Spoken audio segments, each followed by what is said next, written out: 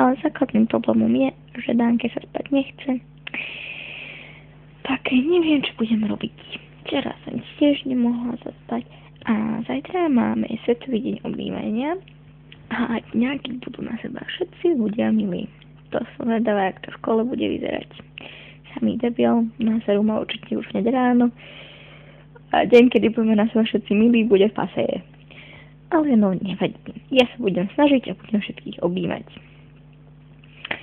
A som rada, že si skončila s tou tvojou detoxikačnou kúrou, lebo myslím, že to ani nie je zdravé.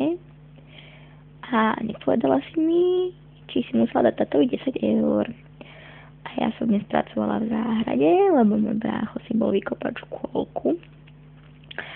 Tak som udržala stromčeky, keď zavezoval korene, niečo ma poštípalo na nohu a celé mi to opuchlo. Na zlatý pes ma celú doškrábal. Vyzerám, aký ma niekto týral, lebo mám strašné modriny na nohách. A tak, no, čo ti ešte poviem?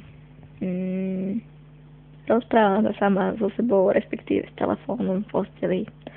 To na izbe. No, romantika, neviem, či by som to spravila ešte pre niekoho iného okrem teba.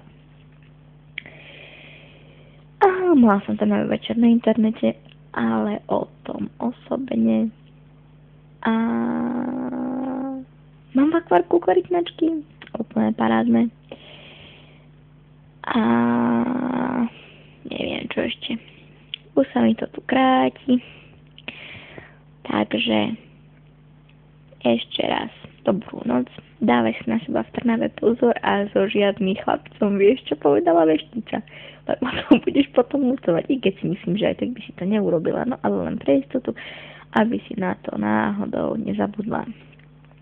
Takže dobrú noc, sladké sny, nech sa ti sníva niečo pekné a aby sa ti ráno dobre vstávalo. Pa, pa.